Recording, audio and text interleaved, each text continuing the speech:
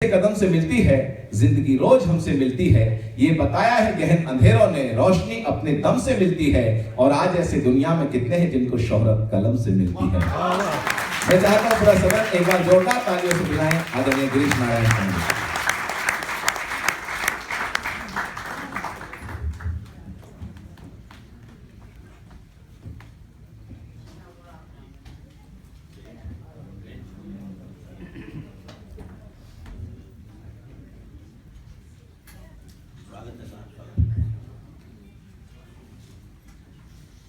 प्रिय भाई गजेंद्र जी, जोगी जी, भोला जी और इस सभागार में बैठे हुए बेहद प्रिय आत्मीय स्वजनों,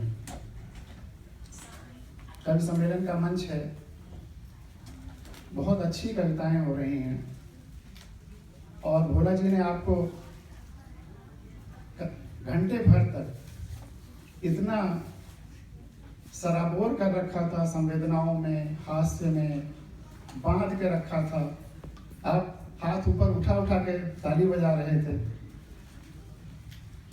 दरअसल व्यंग्य आजकल हिंदुस्तान में भी, और मैं देख रहा हूँ, ये मेरा तीसरा कवि सम्मेलन है यूएस में, एक में तो गजेंद्र जी भी साथ में थे वाशिंगटन में, तो हास्य यहाँ भी इतना पॉपुलर है। इसकी एक वजह अगर आपने गहराई से सोची हो, मैंने एक छोटी सी कविताएं भी लिखता हूँ, कुछ हाइकू भी लिखता हूँ, गज़लें ज़्यादा हैं, विचार कविताएं भी हैं, लंबी कविताएं भी हैं। एक छोटी सी कविता इस विषय पर कि आपको व्यंग्य इतना अच्छा क्यों लगता है और हम लोगों को व्यंग्य इतना लिखना क्यों अच्छा लगता है। स्वागत, बहुत अच्छा। आज के समाज का सबसे बड़ा व्यंग्य, आज के समाज का सबसे बड़ा व्यंग्य, भोला भाई, सच को भी व्यंग्य कहकर कहना पड़ रहा है। बहुत अच्छा। आज के समाज का सबसे बड़ा व्यंग्य सच को भी व्यंग्य कहकर कहना पड़ रहा है। आप सच कह करके देखिए तो लोग नाराज होने लगेंगे, लेकिन जब व्यंग्य करके कहिए तो ताली बजाएंगे। बहुत अच्छी बात है भाई, बहुत अच्छा। वाह वाह वाह। आज के समाज का सबसे बड़ा व्यंग्य सच को भी व्यंग्य कर कहकर कहना पड़ रहा है। और दो पद, शायरी का एक मोहरा हूं मैं, शायरी का एक मोहरा हूं मैं, भीड़ का कोई पत्ता हरा हूं मैं। शायरी का एक मोहरा हूं मैं, भीड़ का कोई पत्ता हरा हूं मैं। अजनबी न बनो ऐ दोस्त मेरे, अजनबी न बनो ऐ दोस्त मेरे। कनाडा से आए हुए भाई साहब का ध्यान खास तौर से चाहूंगा। अजनबी न बनो ऐ दोस्त मेरे, तेरे आईने के अंदर का चेहरा हूं मैं। क्या बात है, वाह वाह वाह वाह। आईने के अंदर का चेहरा हूं मैं, शायरी का एक मुहारा हूं मैं, भीड़ का कोई पत्ता हरा हूं मैं। अजनबी न बनो ऐ दोस्त मेरे, तेरे आईने के अंदर का चेहरा हूं मैं। और इसका दूसरा पद, भाई ने बताया कि सरकारी नौकरी में भी 35-36 साल गुजरे, उस जेल खाने में भी। उस पर वसीम बरेलवी की वो लाइन याद करते करते वो सरकारी नौकरी गुजरी कि एक ऐसी जुस्तजू में, इनकम टैक्स की नौकरी हिंदुस्तान में, एक ऐसी जुस्तजू में जो कहीं सुनी न जाए, एक ऐसी आरजू में जो कहीं सुनी न जाए, एक उम्र काट आए जहां सांस ली न जाए। बहुत अच्छा है, वाह वाह वाह। एक ऐसी जुस्तजू में जो कहीं सुनी न जाए, एक ऐसी आरजू में जो कहीं सुनी न जाए, एक उम्र काट आए जहां सांस ली न जाए। बहुत अच्छा है। तो उस नौकरी में रहने के बाद या पूरे हिंदुस्तान के सारे जगहों के हालात को महसूस करने के बाद, और सरकार पर जो इल्जाम लगते हैं कि सरकार सुनती नहीं है, तो सरकार नहीं सुनती तो उसके अधिकारी भी नहीं सुनते हैं, वह सब इल्जामात को बिछेलते हुए भी चार लाइनें। तुम कहोगे सुबह का कोहरा हूं मैं, तुम कहोगे सुबह का कोहरा हूं मैं, आज की आवाज से बहरा हूं मैं। तुम कहोगे सुबह का कोहरा हूं मैं, आज की आवाज से बहरा हूं मैं, देखो मुझे फिर से करीब से देखो, देखो मुझे फिर से करीब से देखो, शायद तुम्हारा ही कोई घाव गहरा है। देखो मुझे फिर से करीब से देखो, शायद तुम्हारा ही कोई घाव गहरा हूं मैं। और फोटोग्राफर भाई ने या गीतकार ने जब शुरू में जो गीत सुना था तो उसमें पत्थर की भी बात आई थी।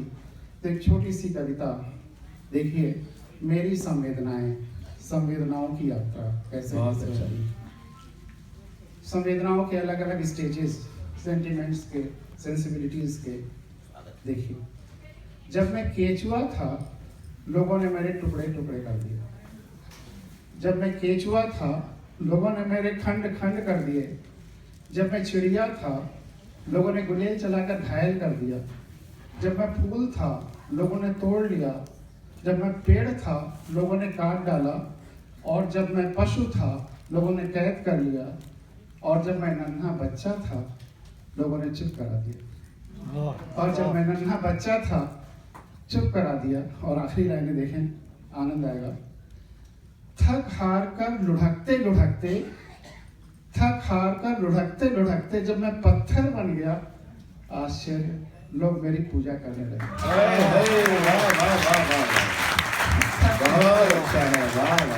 थक हार कर लुढ़कते लुढ़कते जब मैं पत्थर बन गया, आश्चर्य, लोग मेरी पूजा करने लगे। जब मैं केचुआ था लोगों ने मेरे टुकड़े टुकड़े कर दिए। जब मैं पक्षी था लोगों ने गुलेल चलाकर घायल कर दिया। जब मैं फूल था लोगों ने तोड़ लिया। जब मैं पशु था लोगों ने कैद कर लिया। जब मैं पेड़ था लोगों ने काट डाला। और जब मैं नन्हा बच्चा था लोगों ने चुप करा दिया। थक हार कर लुढ़कते लुढ़कते जब मैं पत्थर बन गया, आश्चर्य, लोग मेरी पूजा करने लगे। और एक गजल आपके सामने रखते हैं, क्योंकि यहाँ शायद गजलें कोई कहने वाला नहीं है, तो एक दो गजलें आपके सामने रखूंगा। एक कहानी मैं लिखता हूँ, एक कहानी तू भी लिख, बादल बादल मैं लिखता हूँ, पानी पानी तू भी लिख। अच्छा है, वाह वाह वाह। एक कहानी मैं लिखता हूँ, एक कहानी तू भी लिख, बादल बादल मैं लिखता हूँ, पानी पानी तू भी लिख। क्या बात है। हम ये आज जो कवि सम्मेलन इतना सफल हो रहा है, कभी लोग मन से सुना रहे हैं और आप सुन रहे हैं, तो दरअसल एक कहानी हम जब कह रहे हैं तो आपके मन में भी एक कहानी उग रही है। भले ही आप सुनने मात्र से आपके अंदर पनप रही है, और जब दोनों का मिलन हो रहा है तभी ये आनंद का सृजन हो रहा है। और कोई भी परिवर्तन होता है तो एक व्यक्ति से नहीं होगा, जब तक सबसे नहीं होगा, सबको साथ में लेकर नहीं होगा। एक कहानी मैं लिखता हूँ, एक कहानी तू भी लिख, बादल बादल मैं लिखता हूँ, पानी पानी तू भी लिख। राग मशीनी बहुत हो चुकी, चलो प्रकृति की ओर चलें। राग मशीनी बहुत हो चुका, चलो प्रकृति की ओर चलें। ढोर मवेशी मैं लिखता हूँ, सानी पानी तू भी लिख। क्या बात है। ढोर मवेशी मैं लिखता हूँ, सानी पानी तू भी लिख।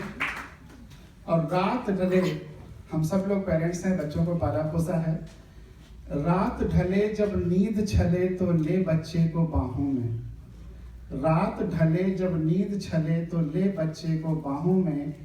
पंचतंत्र नव मैं लिखता हूँ, दादी नानी तू भी। बहुत अच्छा है, बहुत अच्छा। नव मैं लिखता हूँ, दादी नानी तू भी लिख। बहुत अच्छा। और हर व्यक्ति पक्ष और विपक्ष दोनों में सोचता है, तो सबके भीतर छिपा हुआ है वादी भी प्रतिवादी भी। क्या बात है। सबके भीतर छिपा हुआ है वादी भी प्रतिवादी भी, और सजाएं मैं लिखता हूँ, काला पानी तू भी। बहुत अच्छा है। और सजाएं मैं लिखता हूँ, काला पानी तू भी। और अगले शेर देखिए, मौसम मौसम साथ उड़ो, कुछ साथ चलो तो बात बने। मौसम मौसम साथ उड़ो, कुछ साथ चलो तो बात बने। ढोल चिड़ैया मैं लिखता हूँ, आंधी पानी तू भी लिख। बहुत अच्छा है। ढोल चिड़ैया मैं लिखता हूँ, आंधी पानी तू भी लिख। और जैसे परिवर्तन की बात कर रहे थे, हिंदुस्तान में भी परिवर्तन की बात कर रहे थे, उस पर एक शेर और बाद में भी सुनाऊंगा। नव युग का नव धर्म तलाशो, नव युग का नव धर्म तलाशो, नए भीष्म और नए द्रोण। किसी भी सार्थक परिवर्तन के लिए नए लीडर्स और नए टीचर्स की जरूरत होती है।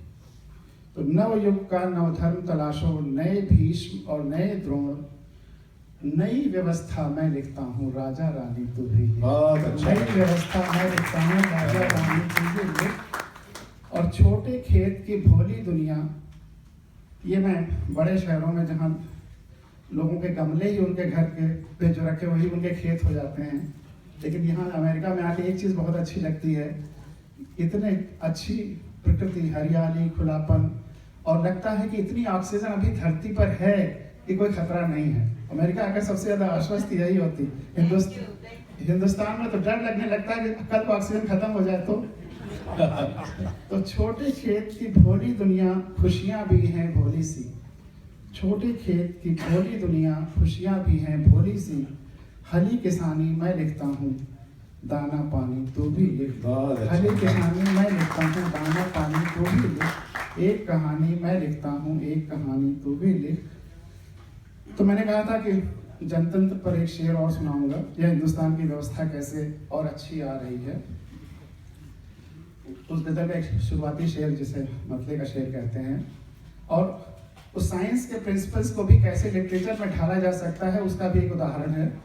यहाँ साइंस से काफ़ी जुड़ाव रखने वाले लोग हैं, जैसा कि पहले परिचय में आया, तो उस शेर का और आनंद आएगा। कोई चुंबक किसी लोहे को यूं ही नहीं खींचता है।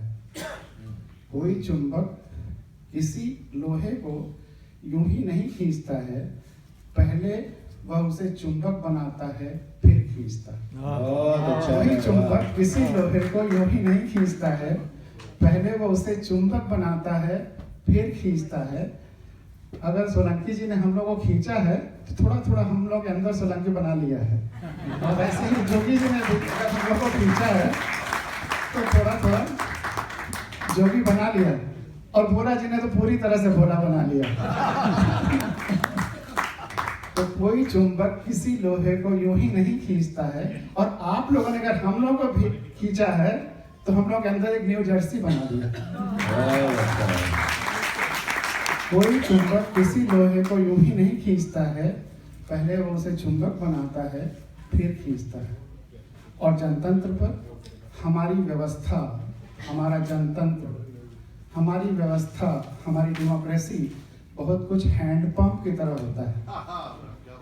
आपने हैंडपंप पता नहीं यहाँ लगते हैं कि नहीं, अमेरिका में हिंदुस्तान का अनुभव होगा, हैंडपंप लगवाया हुआ है, लगते देखा होगा, सुना होगा। तो हमारी व्यवस्था, हमारा जनतंत्र बहुत कुछ हैंडपंप की तरह होता है। पहले गंदा मटमैला फिर साफ पानी खींचता है। बहुत अच्छा है। पहले गंदा मटमैला फिर साफ पानी खींचता है। सोलंकी जी ने कहा था कि मैं संविधान कथाएं कहता हूँ। पिछले 2.5 साल से करीब 800 से ज़्यादा संविधान कथाएं पूरे देश में कह चुका। 4-5 हज़ार लोगों में जब भारत के संविधान की कथा कहता हूँ, जाकर कहता हूँ कि मेरे आने के पहले आप लोगों में से कितने लोगों ने भारत के संविधान का नाम सुना था, तो आश्चर्य होता है, 1-2 लोग मिलते हैं। जिस किताब को सब व्यक्ति को जानना है, संविधान में पहला मूल कर्तव्य है कि भारत के हर नागरिक को संविधान का पालन करना है और उसके आदर्शों का आदर करना है। और नागरिक में एनआरआई भी आते हैं, तो हर व्यक्ति को संविधान का पालन करना है, उसके लिए जानना जरूरी है। और ट्रेजेडी यह है कि कोई जानता नहीं, इसीलिए हमारा लोकतंत्र, क्योंकि हर नागरिक वही है जो संविधान जानता है, जो संविधान नहीं जानता वो नागरिक ही नहीं है, भीड़ है, तो वो भीड़ तंत्र है। वो भीड़ तंत्र, लोकतंत्र तब बनेगा जब भारत के 125 करोड़ लोगों को संविधान की जानकारी हो जाएगी। उसके लिए हम लोगों का प्रोसेस चल रहा है। बहुत अच्छा। तो उसी में साफ पानी तब आएगा जब 125 करोड़ लोगों को संविधान जानकारी हो जाएगी। लेकिन अब 2010 के बाद हिंदुस्तान में साफ पानी आना शुरू हो गया है। क्या बात है। हर इलेक्शन के बाद जो नई व्यवस्था आती है वो पहले से बेहतर होती है, क्योंकि पब्लिक में अब धीरे धीरे अवेयरनेस आ रहा है। अभी ये अल्टीमेट नहीं है, और अच्छी आदरणीय व्यवस्था पांडे जी केवल दिल्ली की व्यवस्था को छोड़ के दिल्ली की व्यवस्था वो पब्लिक का प्यास दिखाती है। पब्लिक जिसे भी नया देखती है उसको ट्राई करने के लिए तैयार रहती है, कई बार ठगी जाती है लेकिन बाद में, तो इसलिए अभी बहुत सारे इस तरह के फ्लॉप्स भी आएंगे, सक्सेस भी आएंगे, लेकिन पब्लिक की प्यास चलती रहेगी और नई नई व्यवस्था आती रहेगी। और अंत में मैं आप लोगों के सामने एक कविता रखना चाहूंगा। उसमें शुरू में तो व्यंग्य है, उसका क्रमिक विकास आप देखेंगे, लेकिन बाद में काफी सीरियस हो जाती है। शुरुआत में आपको व्यंग्य भी उसमें नजर आएगा। कविता का शीर्षक है दर्द से अहम ब्रह्मास्मि। बहुत अच्छा। दर्द से अहम ब्रह्मास्मि। अगर हम आपसे एक सवाल पूछें कि ईश्वर ने हमें वो सबसे बड़ा तोहफा, सबसे बड़ा गिफ्ट, सबसे बड़ा उपहार क्या दिया है जिसकी वजह से हमारा शरीर सुरक्षित है, वैसा ही है जैसा ईश्वर ने बनाया था। सारे बॉडी पार्ट्स, सारे अंग प्रत्यंग वैसे ही हैं जैसे ईश्वर ने बनाए थे। अनुपात वही है, लेकिन सब बड़े हो गए हैं। सारे अंग प्रत्यंग जैसा ईश्वर ने बना के भेजा था उससे बड़े हो गए हैं, लेकिन सब सुरक्षित हैं, सेफ हैं। तो वो सबसे बड़ा ईश्वर का गिफ्ट या तोहफा क्या है जिसकी वजह से हमारा शरीर सुरक्षित है? वह कौन सा फैक्टर है जो ईश्वर ने हमें दिया है जिसकी वजह से हमारे सारे बॉडी पार्ट्स सुरक्षित हैं? जितने आप लोग सोच रहे हैं, कह रहे हैं, सब सही है, लेकिन एकदम एक्यूरेट आंसर अभी नहीं आया। सब सही है, आप लोग जो कुछ कह रहे हैं सब सही है। Drink, brain,